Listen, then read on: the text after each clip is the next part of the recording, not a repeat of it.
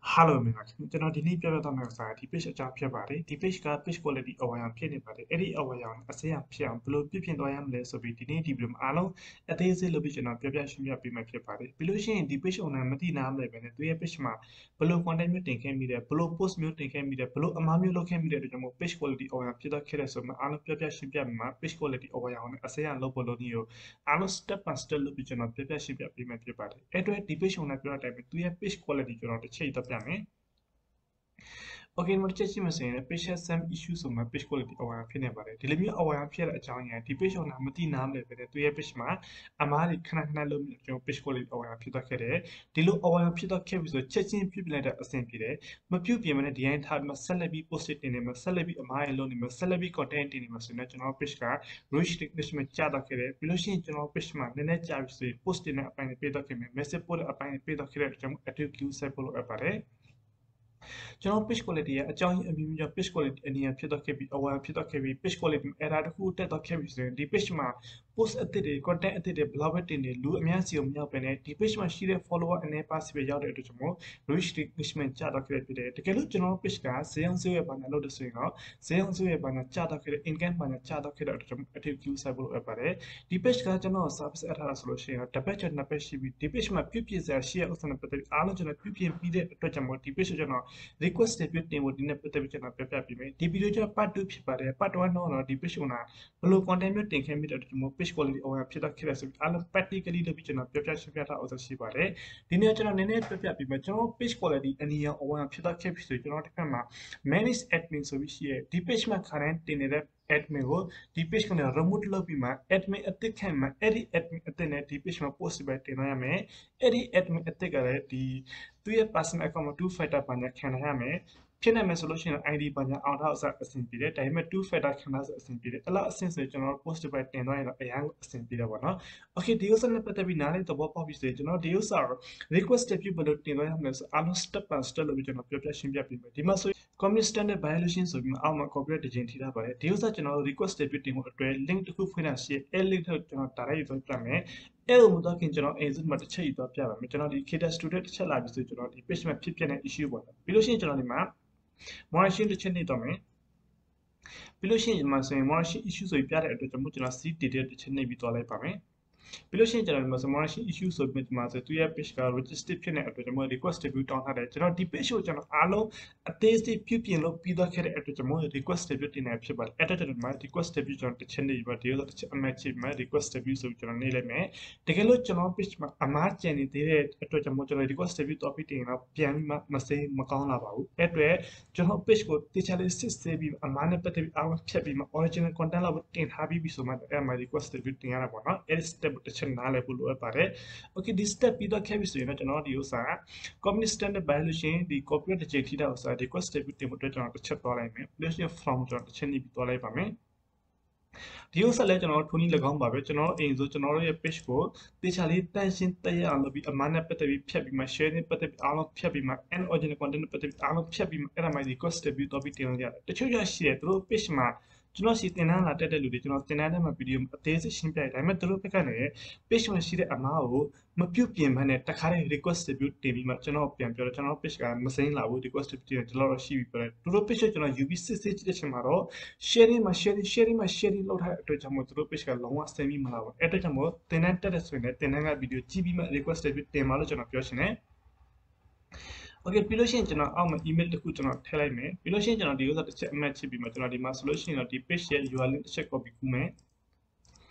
ပြီးလို့ရှိရင် page လုပ်ပြီးထည့်မယ်နောက်တစ်ခုကကျွန်တော်ဒီမှာ affiliate မှာစာသားရေးထည့်သွားမယ်ဒီ page ကိုကျွန်တော်စစ်ဆေးပြီးမှဒီ page နဲ့ကိုက်ညီတဲ့ကျွန်တော်ဒီမှာ affiliate မှာစာကျွန်တော်တစ်ခါလေးရေးပြီးထားတာဆိုရှိရဒီစာသားလေးကျွန်တော်ရေးပြီးထည့်သွားမယ့်အတွက်ကျွန်တော်ဒီမှာဆိုရင် page ရဲ့ URL ကိုကျွန်တော်တစ်ချက်ချိန်လိုက်ပါမယ်Okay ဒီဥစ္စာချင်းလိုက်ပြီဆိုရင်တော့ဒီဥစ္စာလေးပြီးတော့တစ်ချက် copy ကူးလိုက်ပါမယ်ဒီ step တွေတေချာလေးလိုက်နိုင်ပြီးတော့မှဆိုရင်ကျွန်တော်ဥစ္စာခဏနဲ့ပြန်ပြီးသွားလာပါတယ်တကယ်လို့ကျွန်တော်ရှိမှတင်တဲ့ဘာညာတက်ချင်တယ်ကျွန်တော်ဒီ page နဲ့ပတ်သက်ပြီး ANZ တင်ပေးတယ်ပြီးလို့ရှိရင် ADS နဲ့ပတ်သက်ပြီးအစအဆုပ်တင်ပေးတယ်တကယ်လို့တင်တဲ့ဘာညာတက်ချင်တယ်ဆိုရင်တော့ကျွန်တော်တင်တဲ့ချီ lifetime အတွက်2000ကျပ်ဖြစ်ပါတယ်ခင်ဗျာနော် Okay ဒီဥစ္စာကျွန်တော်ထည့်လို့ပြီးတော့ခဲ့ပြီဆိုကျွန်တော်ဒီနေရာမှာ page quality အဝါဖြစ်တော့ဆိုကျွန်တော်တစ်ချက် screenshot ဆွဲပြီးထည့်မယ်တော့ကျွန်တော် page quality အဝါဖြစ်နေလာမယ်ပြီး snap လို့ကျွန်တော် screenshot ဆွဲလိုက်ပါမယ် Okay ကျွန်တော် screenshot ဆွဲလို့ပြီးတော့ခဲ့ပြီဆိုရင်အခုနဲ့တစ်ချက်ပြန်လာပြီးမှကျွန်တော်အခုနကတော့ဆွဲလိုက်တဲ့ SS ဆိုကျွန်တော်ချက်ပြန်ထည့်မယ်ပြီးလို့ရှိရင်ကျွန်တော်ဒီ set လေးကျွန်တော်အမှတ်ချပြီးမှကျွန်တော်ဒီမှာဆိုရင် affiliate တင်မဲ့ admin နာမည်တစ်ချက်ရေးထည့်သွားရမယ်ကျွန်တော် address တစ်ချက်ထည့်လိုက်မယ်ပြီးပြီဆိုရင်ကျွန်တော်ဒီကနေ့ send ဆိုပြီးပို့လိုက်ပါမယ်အိမ်ဆုံးကျွန်တော်ပြပြမယ်ကျွန်တော် page အိမ်ဆုံး teacher 6 day ပြီးမှအဲ့ဒါကျွန်တော် request ပြီးတင်ရမှာเนาะပြီးလို့ရှိရင်ကျွန်တော်ဒီမှာ I am not report ကျွန်တော်တစ်ချက်နေမယ်ပြီးရင်ကျွန်တော်ဒီမှာ motor bicycle ကျွန်တော်တစ်ချက်ရွေးခနဲ့အတွက်ကျွန်တော်ဒီ user လေးရွေးလိုက်ပါမယ် verify okay ပြီးလို့ရှိရင် submit okay ကျွန်တော်ဒီမှာခဏဆက်မှာ routine ဖြစ်နေเนาะ okay ကျွန်တော်ပြီးပြီဆိုဒီမှာ from submit successfully ပြတော့ခဲ့ပြီးတော့ဒီ step တစ်ခုကျွန်တော်ပြီးတော့ခဲ့ပြီနောက်တဲ့ step တစ်ခုနဲ့ request ပြီးတော့ပြီးတင်ရမှာအတွက်ကျွန်တော် S step ကျွန်တော်တခါတည်းဖွင့်ထားတဲ့အတွက်ကျွန်တော်ဒီနေရာတစ်ချက်လာပြီးမှကျွန်တော်ဒီမှာဆိုရင်ကျွန်တော်ဒီ page ရဲ့ URL link ကိုတစ်ချက် copy ပို့ရပါမယ်ပြီးလို့ရှိရင်ဒီနေရာတစ်ချက် page လုပ်ပြီးမှကျွန်တော်ဒီနေရာမှာဆိုရင် affiliate တင်မှာစာသားတစ်ချက်ပြန်ထည့်ရမယ်အခုနကတော့ကျွန်တော်တို့ affiliate တင်မှာစာသားဒီစာသားရေးထည့်တယ်အခုတစ်ခေါက်မှကျွန်တော်ဒီ user ရေးပြီးထည့်တော့ရပါမယ်ကျွန်တော်ဆို and original content တင်တဲ့အတွက်ကြောင့်ကျွန်တော် page ကိုလေးပေါ်ရဖြစ်တော့ဖြစ်လဲဆိုတော့ start နဲ့ပတ်သက်ပြီးပေါ့နော်ဒီ page မှာတကယ်လေသူများ page က content ကို download ဆွဲပြီး Chrome browser အခြား internet ကဒီ tab ပေါ် download ဆွဲပြီးတင်တဲ့အတွက်ကြောင့်သူရဲ့ page ကို copyright လာတဲ့အတွက်ကြောင့်ကျွန်တော်ဒီမှာအသေးစိတ်ရှင်းပြပြီးမှကျွန်တော်ဒီမှာဆိုရင်ကျွန်တော်လေး page ရဲ့ URL link ကိုလည်းဒီနေရာမှာတစ်ချက်ပြန်ချပြရသေးပါတယ်ပြီးလို့ရှိရင်လည်းကျွန်တော်ဒီစာသားတစ်ချက်ပြန် copy ကူးလိုက်ပါမယ်ဒါကြောင့်ကျွန်တော် plan ရေးထည့်လို့မရပါဘူးကျွန်တော်တင်တဲ့ထက်မှာကျွန်တော်ရှင်းပြထားတယ်ကျွန်တော် page ကိုဘယ်လို check out ကျွန်တော် page ကိုဘယ်လို check out လုပ်ပြီးသွားရတယ် page မှာဘယ်လိုရှိတယ်ဘယ်လိုရှိရင်ဘယ်လိုရေးပြီးသွားရမှာဆိုတော့ snap အားလုံး provide လုပ်ပြီးကျွန်တော်ထားတာပြီးတယ်အဲ့တော့ကျွန်တော်မှာ page လုပ်လိုက်မယ်ပြီးလို့ရှိရင်အခုနကတော့ page quality over ဖြစ်တဲ့ဥစ္စာတစ်ချက်ယူထည့်မယ်ခဏလေးစောင့်မယ် okay ထည့်လို့ပြီးသားခဲ့ပြီဆိုတော့ဒီက submit ဆိုပြီးပို့လိုက်ပါမယ်Okay from submit successfully okay ကျွန်တော်ဒီ step နှစ်ခုပို့လို့ပြီးတော့ခဲ့ပြီဆိုရင်နောက်ဆုံး step ကျတော့ကျွန်တော် feedback အနေနဲ့ပို့ပြရမယ့်အတွက်ကျွန်တော် else ကျွန်တော်တစ်ချက်သွားလိုက်ပါမယ်ပြီးလို့ရှိရင်ကျွန်တော်ဒီနေရာမှာဆိုလို့ရှိရင် page နဲ့ပတ်သက်ပြီးဖြစ်တဲ့အတွက်ကျွန်တော် page ကိုပဲရွေးပြီးသွားရပါမယ်နောက်တစ်ခုကျတော့အခုနကတော့စာသားကျွန်တော်တစ်ချက်ပြန် copy ကူးလိုက်ပါမယ်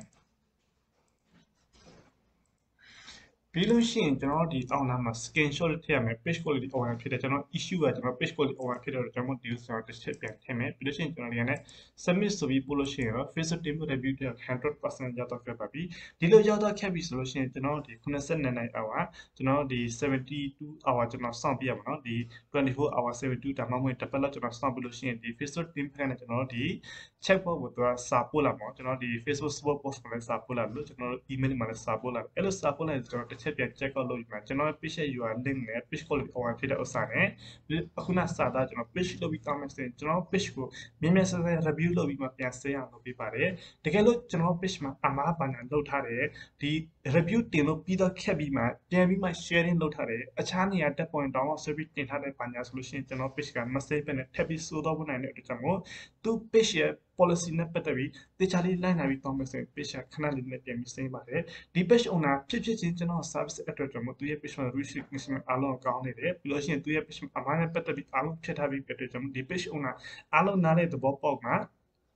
original content တွေတင်ထားတဲ့အတွက်အားလုံးအဆင်ပြေမှာပါတိတ်မကြခင်မှာဒီ page quality ပြန်ပြီးစိမ့်လာမယ်ပြန်စိမ့်လာတဲ့အချိန်ကျရင်ကျွန်တော် screenshot လေးနဲ့တွဲပြီးမှကျွန်တော်ရဲ့ page ကျွန်တော် channel မှာ live လုပ်ပြီးကျွန်တော်တင်ပြဖြစ်ပါတယ် okay ဒီနေ့ဒီမှာဒီလောက်အားလုံးကျွန်တော်ကျေးဇူးတင်ပါတယ်တကယ်လို့လူချင်းမင်းတို့ရဲ့ page မှာဖြစ်တဲ့ account မှာဖြစ်တဲ့ issue တစ်ခုကြုံတွေ့လိုက်ခင်အပေါ် Viber နံပါတ်တစ် contact လုပ်မှာ